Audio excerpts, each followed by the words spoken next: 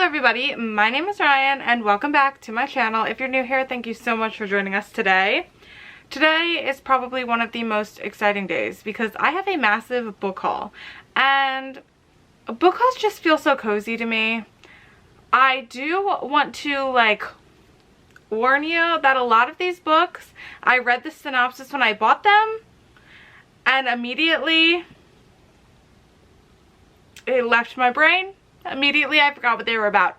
So when I'm discussing them, I'm probably going to just read the synopsis, or at least a little bit of the synopsis, to give you a feel for what the book is about, just to make sure that I'm not giving you wrong information, because honestly half the time I can't even trust myself to remember anything about a book that I've even read, let alone books that I've bought.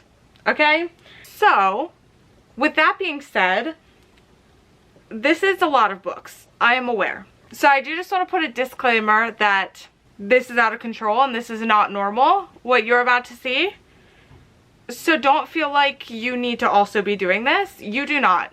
Honestly, it's probably better if you don't. I'm just gonna be real. It's probably better if this isn't a problem that you suffer with. I have so many books that I have not read, but I do always say that collecting and reading are two different hobbies. And I happen to do both. I happen to be a part of both of them. And I maybe collect a lot faster than I read, but that's okay. That's okay. We're not here to judge anybody, so I don't want to see any of that or hear any of that. Also, while this is not normal, I do want to make it clear that I don't think any of these were bought like retail value. Okay? I had a huge library sale this past weekend where a stack of these came from, and then Book Outlet a little while ago had a very big sale going on, so I got most of these from that sale and then just held on to them because I knew that the library book haul was coming up, so I figured I would just do a book haul for all of them, one video, one big ol' thing. And then I do have a handful of Illumicrate / Fairy Loot editions. So those are the only ones that were technically retail value. And if I happen to find another one along the way that was retail value, I'll let you know. But yeah, just so you know, most of these were more than half off. And all of the books from my library sale and all of the books from my library sale were $2 each. So why wouldn't I? Why wouldn't I buy them if I felt like I wanted them? You know? That's how I feel about that. I don't think I have anything else to say other than maybe get a snack, grab a drink, settle down, relax, have a little chat with me, you know? And I think it's time to get started. I think maybe we will try to start with the Illumicrate / the special editions. I think that's a good way to go. I really do. I think that's probably the best way it could possibly go. And I think I only have a couple of these. So the first one is A Study in Drowning by Ava Reed. This is the Illumicrate edition. It's not out of the packaging yet, just because I don't want to take it out until I'm ready to read it. Do you feel me? So this one, I'm not going to be able to read to you what it is about, but I do know that a ton of people are eating this up right now, and everybody is wanting their hands on a copy of A Study of Drowning. I see it everywhere. Everyone is talking about this book. I don't know what is in this book. I don't know what it's about. I'm thinking it's a fantasy of some sort, so do with that what you will, but apparently people are loving this, and I am very excited to get to this one. I'm just not quite ready yet. You know, that happens sometimes. That happens. Okay, I'm gonna make some stacks over there. Next up is this trilogy that I hadn't heard about, but then Illumicrate was we're doing this, and it's an old fantasy trilogy. So I got it, and that is The Magician's Guild by Trudy Canavan, I think. So that's the first one. It has beautiful red sprayed edges. Woot woot. The second one is The Novice, and that has green edges. Beautiful. And then The High Lord has blue. I know the first one is The Magician's Guild. stand by. Each year, the magicians of Amarden gather together to purge the city streets of vagrants, urchins, and miscreants.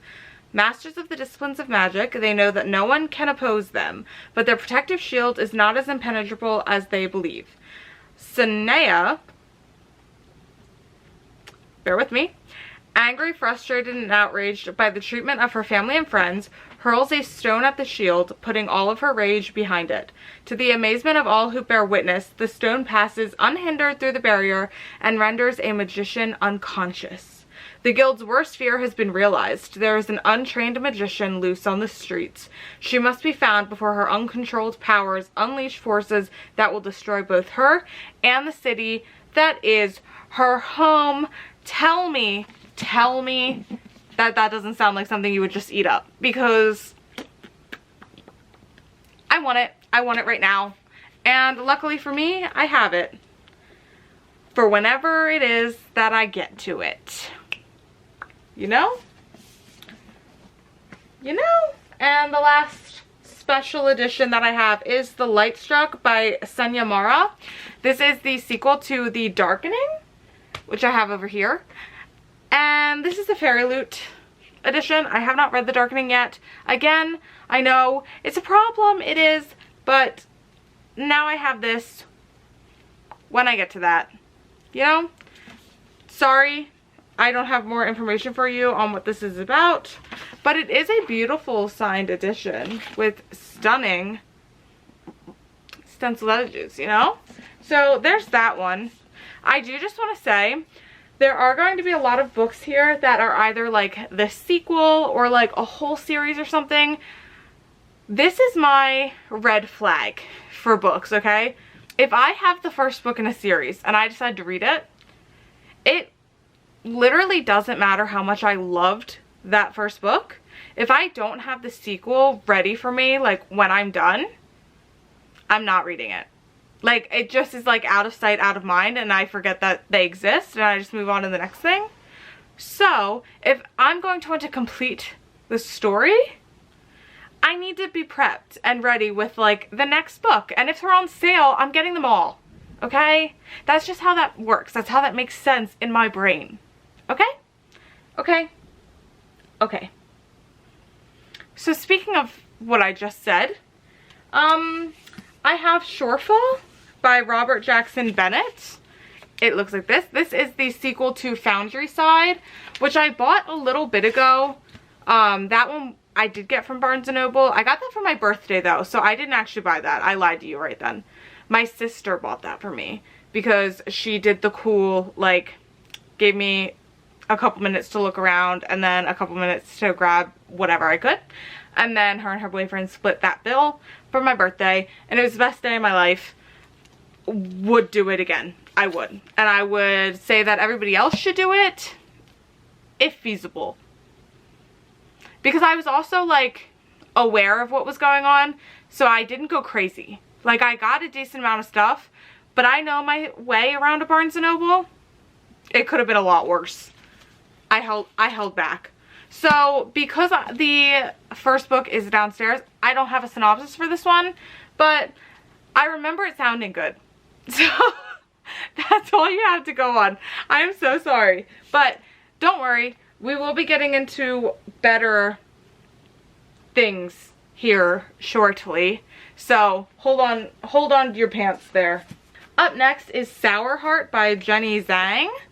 And I believe that this is a bunch of stories. I don't think that this is like a novel. Looks like this. I love this cover with the grapes and stuff like that. Oof. Yes, stories. It's like awesome if I could read before I just speak about what I'm talking about. That would be so helpful for me. Anyway, this was named one of the best books of the year by like a ton of magazines, so that's kind of sick. But the back says, a fresh new voice emerges with the arrival of Sour Heart, Jenny Zhang's frank and submersive debut that snatches the wig right off of the immigrant narrative in America. In this linked collection, she conjures the disturbing and often hilarious experience of adolescence through the eyes of Chinese American girls growing up in New York City. Her stories cut across generations and continents, moving from the fraught halls of a public school in Flushing, Queens, to the tumultuous streets of Shanghai, China, during the Cultural Revolution of the 1960s. Latchkey kids experiment on each other until one day the experiments turn violent. An overbearing mother abandons her artistic aspirations to come to America, reliving her glory days through karaoke, and a shy loner struggles to master English so she can speak to God. Darkly funny and intimate renderings of girlhood that drop you at the intersection of race, class, and ramen noodle cups, the 7 stories in Sour Heart examine the little things and the long-forgotten ones that remind us who we are, where we come from, and what we call our home. So that is Sour Heart by Jenny Zhang, and I'm so excited for this one. I'm gonna say that about every single book, so, you know, buckle up and be ready for that. But just know that I mean it every single time. I'm not much for anthologies and like short story collections, so not because I don't like them, I just don't typically pick them up. So I am very excited because I got a couple in here, and then obviously, like, I love Stephen King. Stephen King has a lot, so I want to get more into like the short story aspect and all of that, which is why I pushed myself to pick up a couple of them. We love that, and I am ready for Sour Heart. Next up, we have Vladimir by Julia May Jonas. Nice. This one I did get from Book Outlet, but I did see a hardcover for $2 on my library sale, and I was kicking myself in the butt for that. But I couldn't think about it too long, otherwise I would just drive myself crazy. So I moved on swiftly. Anyway, this one is a little bit questionable, but you know, we're rolling with it anyway. We're doing it. When I was a child, I loved old men. And I could tell that they also loved me.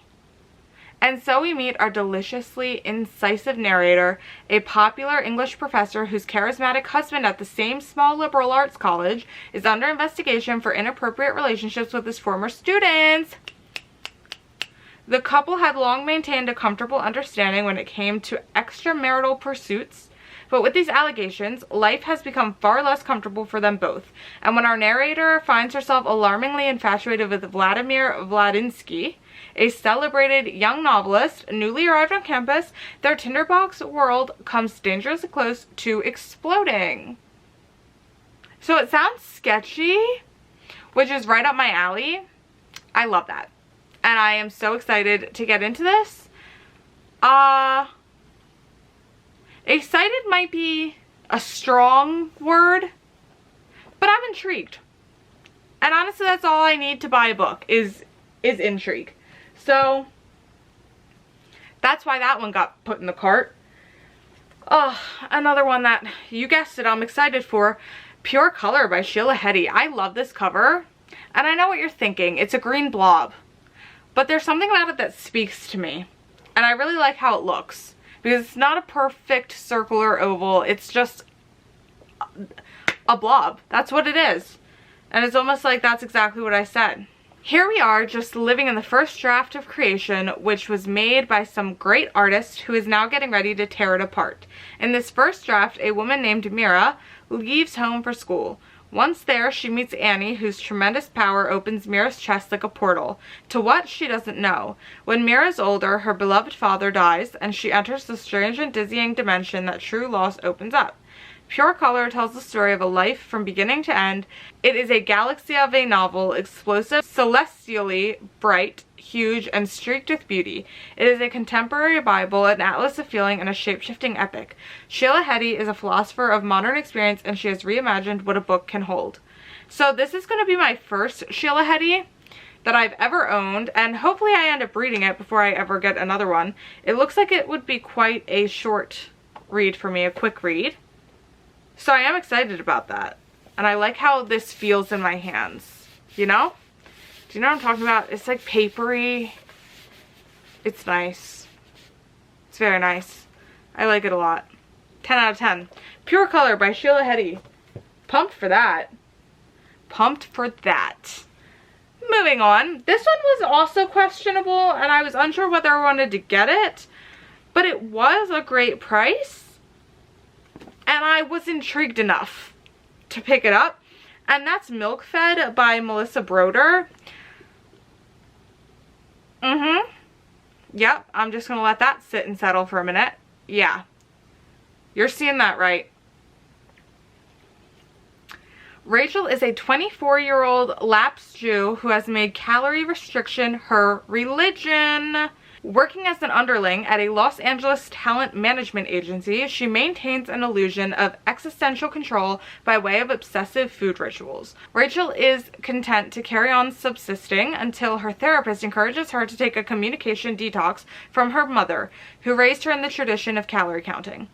Rachel soon meets Miriam, a zaftig young Orthodox Jewish woman who works at her favorite frozen yogurt shop. Rachel is suddenly and powerfully entranced by Miriam, by her Sundays and her body, her faith and her family, and as the two grow closer, Rachel embarks on a journey marked by mirrors, mysticism, mother's milk, and honey. Milkfed is a tender and darkly hilarious meditation on love, certitude, and the question of what we are all being fed, from one of our major writers on the psyche, both sacred and profane.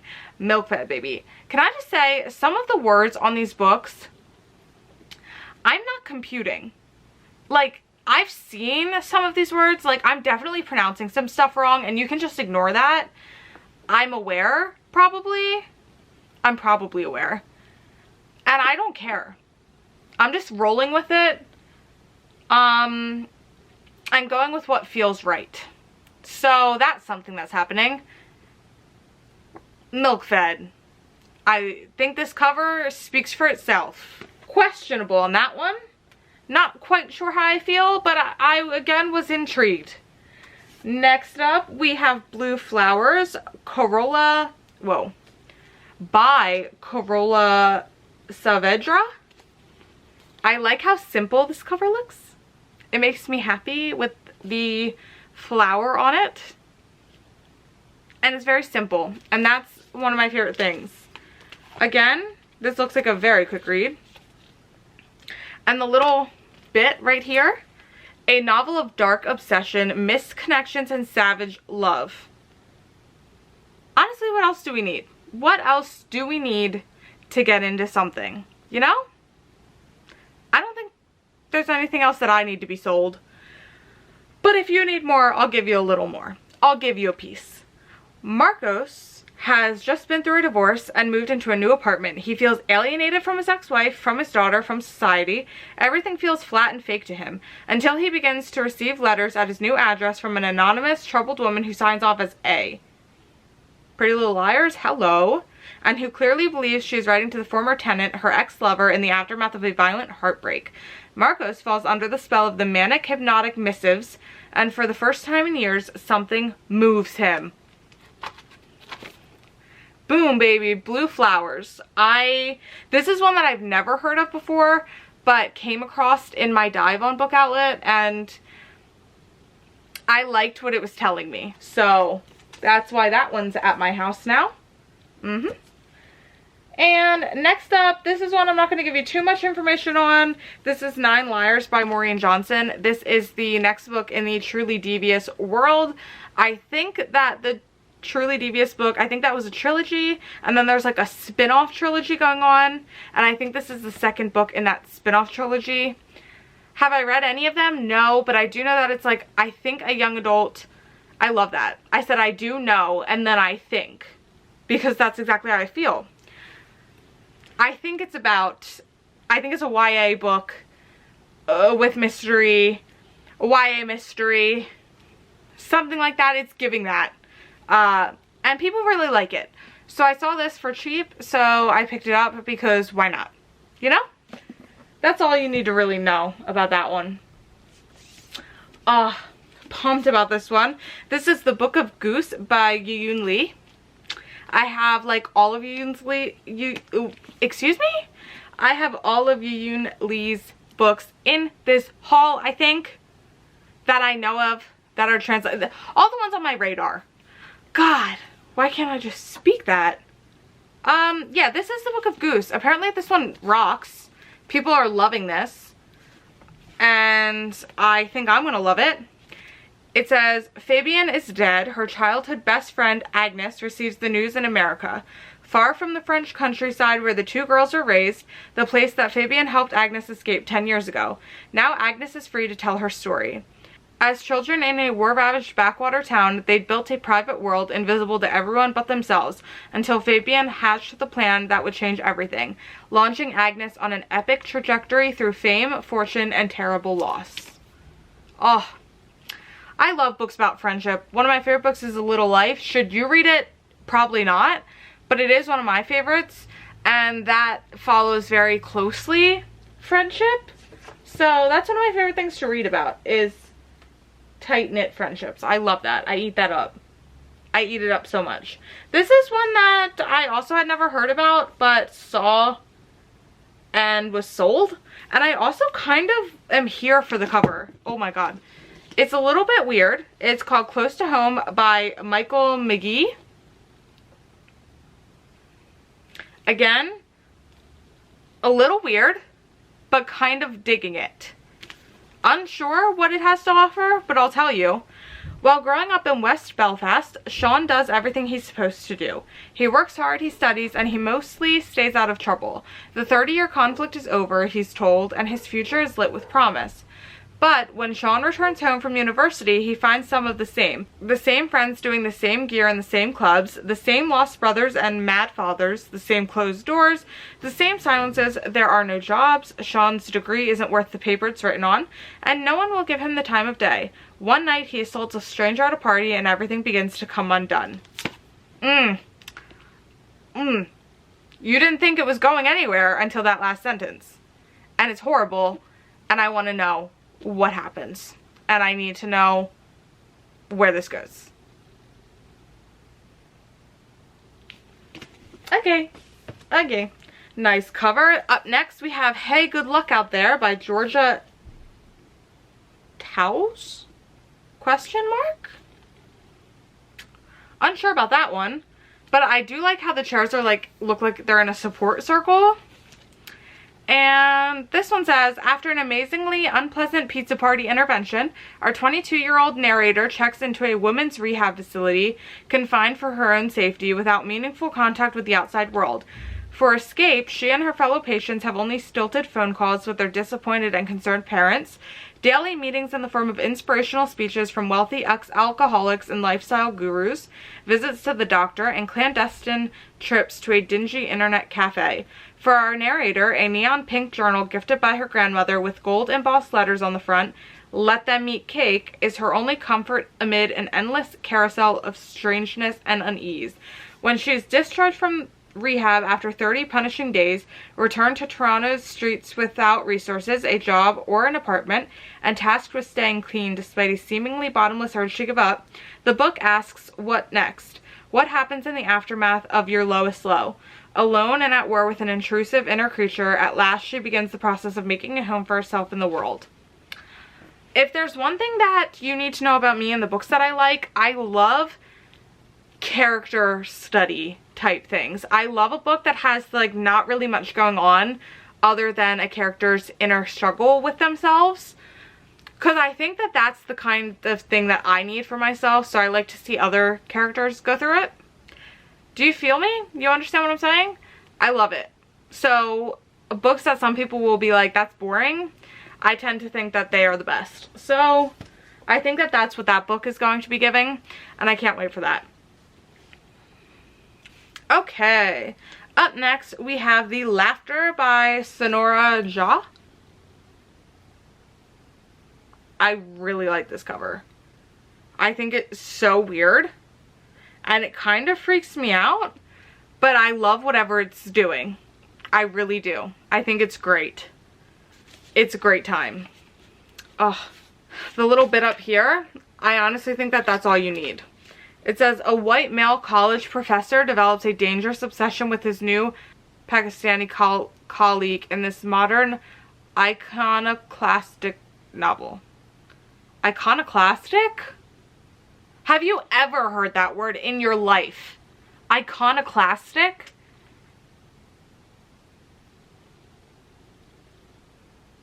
Iconoclastic. I don't think no, that doesn't even, that's a fake word. Wow. Okay, well, there you go. A college professor becomes obsessed with his new student, or his new colleague, sorry.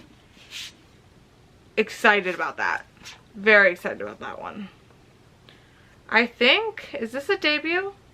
Oh, no, it's not. Okay, she's written a couple books. Okay, Slay Queen. Okay, and a memoir. We love that. Oh, God. I'm ruining everything. I'm going to start a second pile. I need to speed it up. I'm talking too much. We have My Last Innocent Year by Daisy Alpert Florin. Again, I love this cover. And it's telling me that it's going to be a character study. Like, that's the vibe I get from this cover. All good things. All good things. And I love the yellow writing. I love it. I love it a lot. It says, it's 1998 and Isabel Rosen, the only daughter of a Lower East Side appetizing store owner, has one semester left at Wilder College, a prestigious school in New Hampshire. Desperate to shed her working class roots and still mourning the death of her mother 4 years earlier, Isabel has always felt like an outsider at Wilder, but believes she finally found her place until a non-consensual sexual encounter with one of the only other Jewish students on campus leaves her reeling. Wow. It's a coming-of-age story. Again, love. I love a coming-of-age story. Very interested in this. Cannot wait until I get around to it. Look out for that. It's coming in hot. Kill. This is a book I wanted for so long, and I'm so happy that I got the hardcover, because while I like the paperback and the way it looks, the hardcover just, it hits like no other. I love this cover so much. And that is Ghosts by Dolly Alderton. Tell me that that's not stunning. I love it. This is my first Dolly Alderton. And it says, a smart, sexy, laugh-out-loud romantic comedy about ex-boyfriends, imperfect parents, friends with kids, and a man who disappears the moment he says, I love you. What more do you need? What more do you need to tell you it's going to be a good time? That's it. That's all you need. That's all you need, and that's all you're getting from me. Okay, next up we have Leading Your Loneliness Slowly Against Mine by Clara. I'm not even going to try. How beautiful. How stunning. Love. This is one that had me intrigued because it was compared on there to that, like, something by Grand Central Station, I Sat Down and Wept or something. That book, that's not the correct title, but it's something like that. This was kind of compared to that. And I haven't read that, but I really want to read that. So that's why I bought this, okay? That's the way I roll. This says, talented in mathematics, Raquel has never mastered the art of making friends. However, at university in Oslo, she stumbles into a friendship with Jakob, a brilliant older man who just so happens to be one of her professors. What is with all these books about students and professors and colleagues and professors? Their friendship quickly evolves into something more, but as the years go by, their life together takes an unexpected turn, forcing Raquel to dissect what might be her life's only love story. Oh, that's gonna break me. I can tell you that. Yep, I'm feeling that one already, and I just read the back. Okay. Oh, another great cover. Crazy Sorrow by Vince Passaro. And it says a novel in like light gray. Oh, stunning love. Stunning. On July 4th, 1976, in the shadow of the New World Trade Center, students George and Anna meet on the weed and wine-fueled night of the nation's bicentennial celebration. George instantly falls for the sensual, magnetic Anna. Soon they are a couple, dropping acid and Sorry, that was so fast. Soon they're a couple, dropping acid. Is that what couples do? Dropping acid and exploring the city and each other. Yet their romance is short-lived and they go their own ways. Crazy Sorrow chronicles the next 4 decades. Oh, I love a book that chronicles time. I do. Following George and Anna through their various relationships, their sex lives both youthful and mature, their failed marriages, and the travails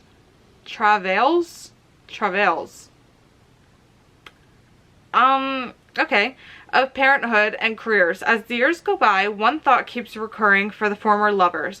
Each wonders what happened to the other. Finally, as the new century is beginning, they reconnect, only to discover that history itself will have a say in whether they can stay together. Oh my god, I want to read that now. Except I can't. I have too much to do. This was one that I wasn't sure I was going to buy, but it was a great price, and I have seen nothing but great things about it. So I got it. This is The Great Believers by Rebecca Mackay. I'm sure you've seen this book before. I think everyone and their brothers have seen this book before. But I couldn't tell you what it's about. In 1985, Yale Tishman is about to pull off an amazing coup, bringing in an extraordinary collection of 1920s paintings as a gift to the gallery where he works. Yet as his career begins to flourish, the carnage of the AIDS epidemic grows around him. One by one, his friends are dying. After his friend Nico's funeral, the virus circles closer and closer to Yale himself. Soon, the only person he has left is Fiona, Nico's little sister. 30 years later, Fiona is in Paris tracking down her estranged daughter. While staying with an old friend, a famous photographer who documented the Chicago crisis, she finds herself finally grappling with the devastating ways AIDS affected her life. The two intertwining stories take us through the heartbreak of the 80s and the chaos of the modern world as both Yale and Fiona struggle to find goodness in the midst of disaster. I am excited to read this though because I literally have never heard a bad thing about it. Everybody who reads it seems to like it. And I do know it was a finalist for the Pulitzer Prize and the National Book Award. So that it has to be pretty good, right? To be getting all those accolades. This is one that got on my radar because I was working on a video project that took a pause because it was getting out of control. We're not going to talk about it. But I still kind of wanted to read this one. I thought it sounded so interesting. So when I saw it on Book Outlet, I was like, absolutely. This is Exciting Times, and I'm not going to pronounce the author's name because I don't want to do a disservice. But beautiful, stunning, love the cover. This one says, when you leave Ireland to spend your parents' money, it's called a gap year. When Ava leaves Ireland to make her own money, she's not sure what to call it, but it involves a badly paid job in Hong Kong, teaching grammar to rich children, Julian, who likes to spend money on Ava and lets her move into his guest house, Edith, who Ava meets while Julian is out of town and actually listens to her when she talks, money, love, cynicism, unspoken feelings, and unlikely connections. Exciting times ensue. Oh, I love that. Excited about that one. Speaking of that video project we talked about, this is another one that was on the list for that, but I decided I wanted to read it anyway because I love this author and I've loved everything that this author has written, and I am very intrigued about this story, and that is One True Loves by Taylor Jenkins Reid, and it was a very cheap price, so I managed to pick this up. This one I think follows a couple. I know a little bit about this one. It follows a couple who is married and the husband dies. The wife eventually moves on and gets in a relationship with someone else. I think they get engaged. I don't think they get married. And then her husband, who she thought was dead, comes back and is like, actually, I didn't die. So that sounds like a bunch of stressful times. And I want to read about it and see how that goes because I think there's only one answer there and it's a throuple. So I don't know how that's going to go, but we'll see. Next up is Where Reasons End. This is by Yiyun Lee. We talked about Yiyun Lee previously with the Book of Goose. This is a much shorter book, and this one says, a fearless writer confronts grief and transforms it into art in a book of surprising beauty and love. The narrator of Where Reasons End writes, I had but one delusion, which I held on to with all my willpower. We once gave Nikolai a life of flesh and blood, and I'm doing it over again, this time by words. Yiyun Lee meets life's deepest sorrows as she imagines a conversation between a mother and a child in a timeless world. Composed in the months after Lee lost a child to suicide, Where Reasons End trespasses into the space between life and death as mother and child talk, free from old images and narratives. Deeply moving, these conversations portray the love and complexity of a relationship. Written with originality, precision, and poise, Where Reasons End is suffused with intimacy, inescapable pain, and fierce love. So that's actually going to break me. But I can't wait for that. That's going to be a great time. And the tears are going to be flowing there. I can tell you that. Okay, so we're doing this. So let me grab these quick.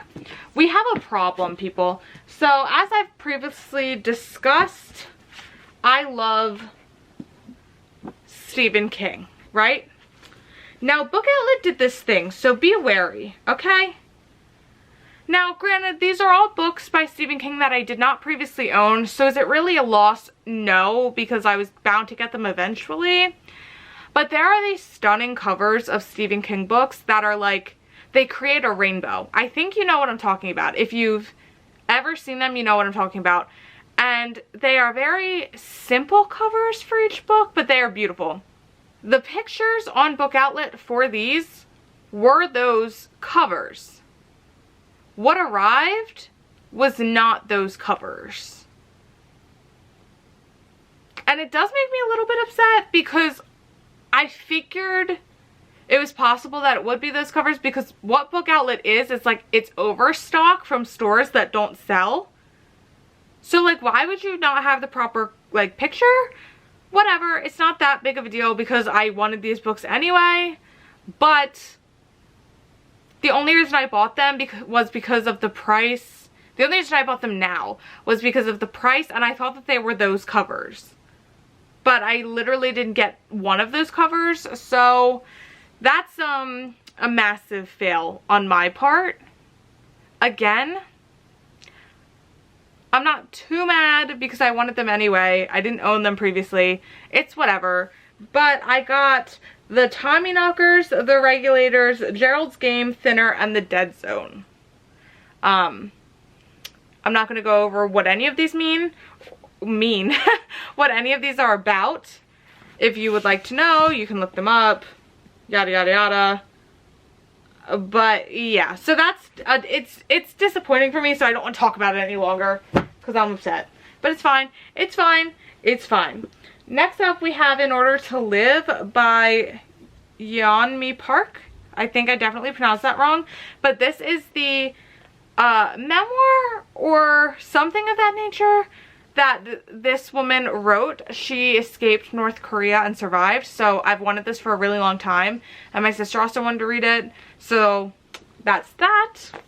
Okay, next up is another story collection. This is Daddy by Emma Cline. I love this. You cannot see. I don't think it's picking up on the camera, but it says stories like pressed into the cover, and it's just stunning. It really is. This says, an absentee father collects his son from boarding school after a shocking act of violence. A nanny to a celebrity family hides out in Laurel Canyon in the aftermath of a tabloid scandal. A young woman sells her underwear to strangers. Slay. A notorious guest arrives at a placid, not quite rehab in the Southwest. In 10 remarkable stories, Emma Cline portrays moments when the ordinary is disturbed, when daily life buckles, revealing the perversity and violence pulsing under the surface. She explores characters navigating the edge, the limits of themselves and those around them. Power dynamics in families and relationships, the distance between their true and false selves. They want connection, but what they provoke is often closer to self-sabotage. What are the costs of one's choices, of the moments when we act or fail to act? These complexities are at the heart of Daddy, Emma Cline's sharp-eyed illumination of the contrary impulses that animate our inner lives. Very excited for this one. All of those stories sound so intriguing to me, and I have heard nothing but great things about Emma Cline. I haven't read anything by Emma Cline, but very excited to get into it. Okay.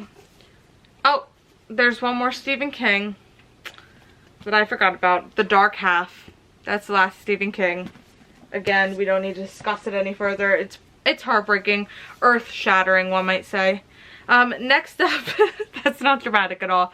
The Life of the Mind by Christine Smallwood. Another cover that I love for literally no reason that I can tell you other than it makes me feel nice.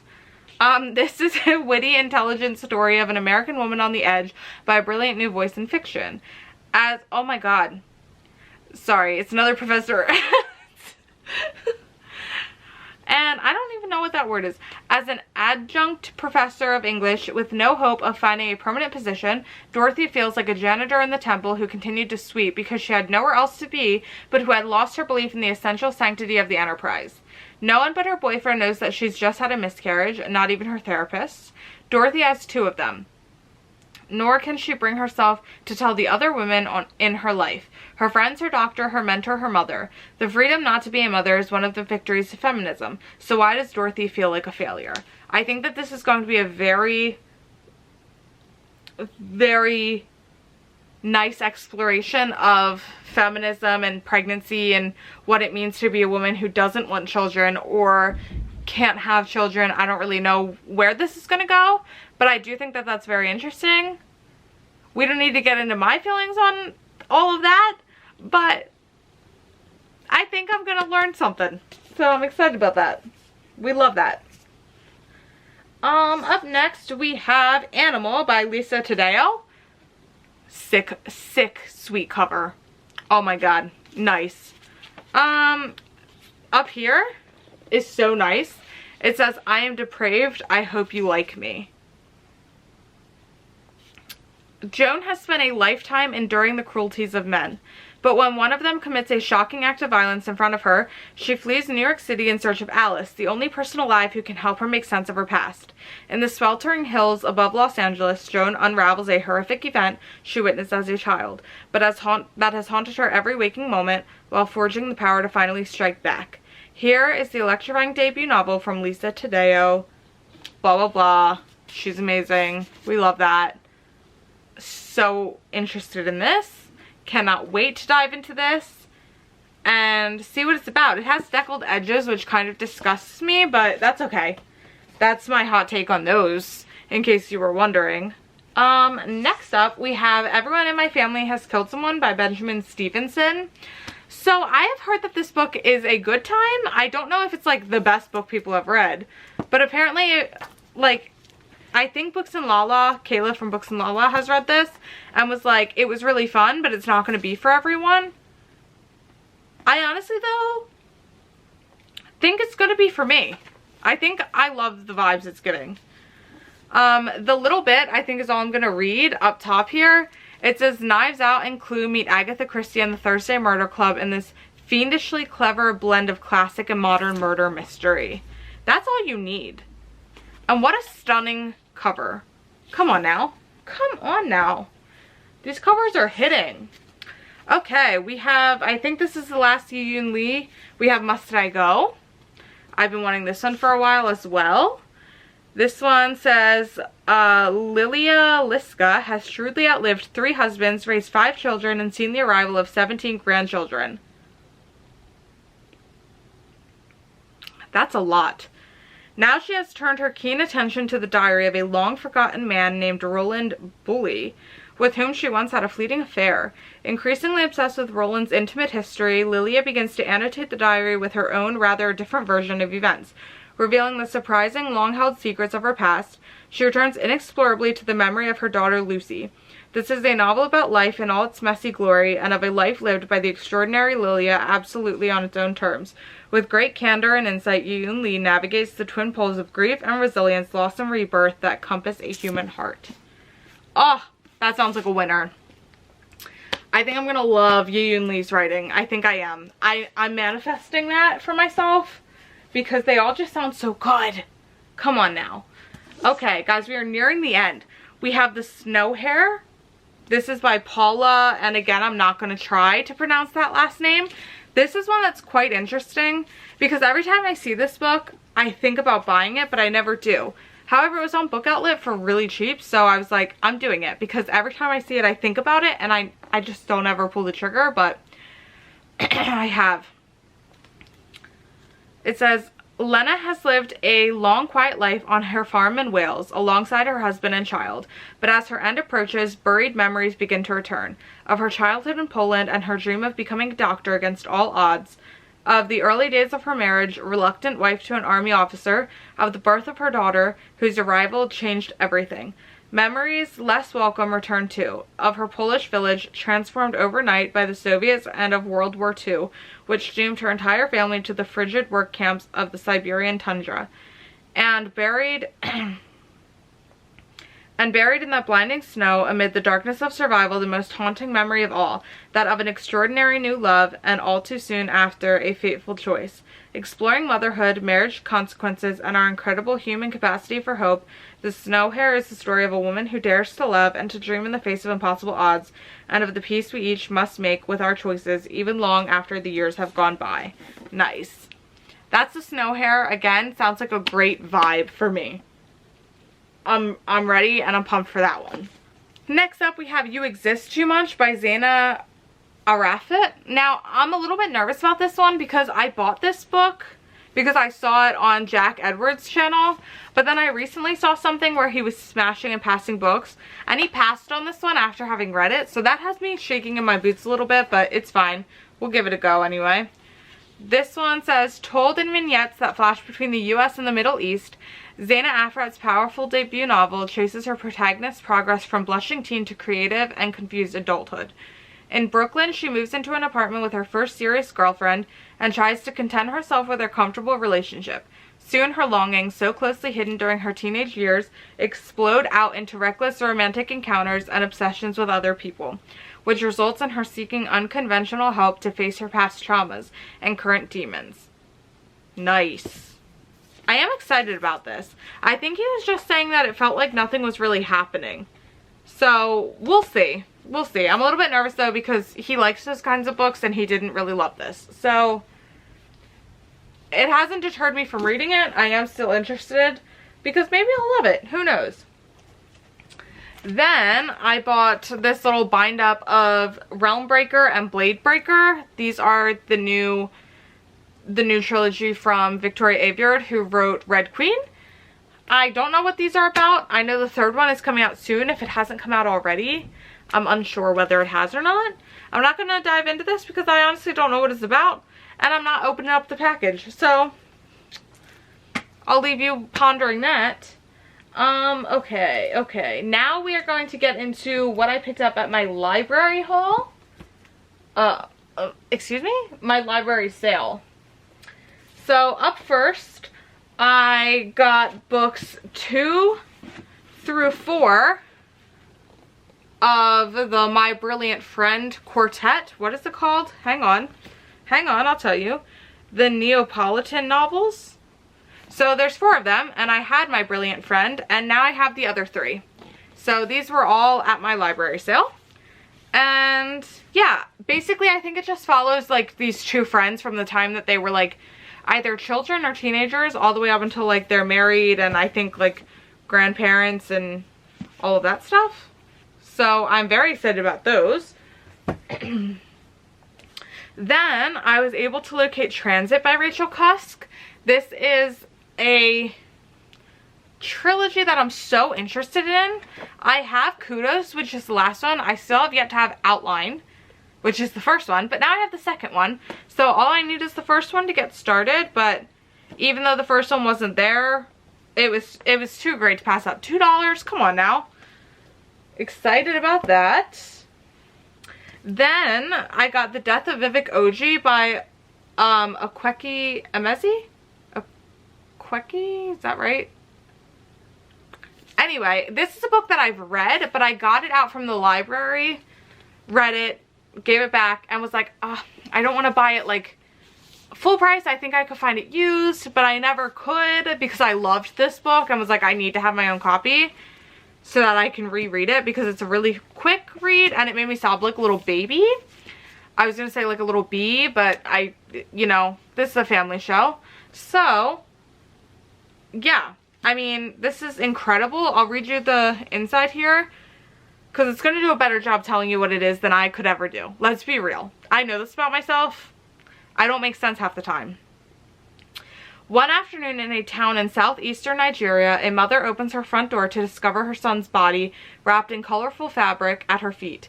What follows is the tumultuous, heart-wrenching story of one family's struggle to understand a child whose spirit is both gentle and mysterious. Raised by a distant father and a compassionate but overprotective mother, Vivic Oji suffers disorienting blackouts, moments of disconnection between self and surroundings. As adolescence leads to adulthood, Vivic finds solace in friendships with the warm, boisterous daughters of the Niger wives. Foreign-born women married to Nigerian men, but Vivic's closest bond is with Osita, the worldly, high-spirited cousin whose teasing confidence masks a guarded private life. As the relationship deepens and Osita struggles to understand Vivic's escalating crisis, the mystery gives way to a heart-stopping act of violence in a moment of exhilarating freedom. It is so good. It is so sad, and I love it, and I want to read this over and over and over again until the day that I die. I love this book. This was one that I had not heard about, but I read the synopsis there because it pulled me in, and I was sold. This is Rabbits for Food by Binny Kirschenbaum, and I love the cover of this with this bunny on it. Incredible. It says it's New Year's Eve, the holiday of forced fellowship, mandatory fun, and paper hats. While dining out with her husband and their friends, Kirschenbaum's protagonist, an mordantly witty and clinically depressed writer, fully unravels. Her breakdown lands her in the psych ward of a prestigious New York hospital, where she refuses all modes of recommended treatment. Instead, she passes the time chronicling the lives of her fellow lunatics and writing a novel about what brought her there. Her story is a brilliant and brutally funny dive into the disordered mind of a woman who sees the world all too clearly. I think this could just be like a fun, silly time. And maybe a quick read. The words are quite big in here, so I'm looking forward to that. So very much so. Up next is Several People Are Typing by Calvin Kosolke. This one I'm very interested in because I see a lot of people recommending this just as like a very interesting book, and the format is like AIM. You guys remember that stuff? That's like what it's giving. But it's a work from home comedy where work from home meets what the beep. I think that may be all we need. You know? I'm very interested in this one. People love this book, but I guess it's one that not a lot of people pick up. So I think it's supposed to be like a very funny, I think it's funny. So I'm excited for that. Up next we have Gwendy's Final Task. This is Stephen King and Richard Kismer. I know they wrote a book like Gwendy's Button or something. It's like a novella. I read that. And then this came out after the fact. So obviously I love Stephen King. I want everything Stephen King, so I bought it. That's why I got that. It was $2. I couldn't pass it up. And the last book that I have was a find and a half. This is the book that I went into my library sale really, really wanting. So I was absolutely thrilled that I was able to find it. And I found it in a hardcover, no less. I did kind of want the blue paperback because I think it's stunning. But this was literally the only copy that they had there. I scoured. I searched, okay? So I was like, for $2, I'm getting it. If I really need that cover later on, I can find it. But I want this book for so long now. This is Hamnet by Maggie O'Farrell. Oh, I wanted this book so much. This is the one I went in for. I think this is like about Hamlet's family, but like Hamlet is never Hamlet. I'm so tired. It's about Shakespeare's family, but he is never mentioned. I think it follows like Hamnet being the son and the wife, but I don't think Shakespeare's ever mentioned. I think that's something that's like a thing about this book. I think I've heard that. Once again, don't believe anything I say because that's gonna get you disappointed probably, but I think I have heard that before. Somewhere maybe. That's it. That's all I have for you. That was so many books. I'm exhausted. I need to go to bed because I'm tired. Let me know if you've read any of these books or if you are interested in reading any of these books. I don't know that I did a good job of selling any of them, but that wasn't really my job. My job was just to show you what I got and let you know what they're about to the best of my ability, which is not my strong suit, but alas, we will work on that. Thank you so much for watching this video, and I hope you enjoyed it. Do I have anything else to say? No, I don't think so. I'm going to send you off now. I will see you guys back here with me for the next video. Bye, guys.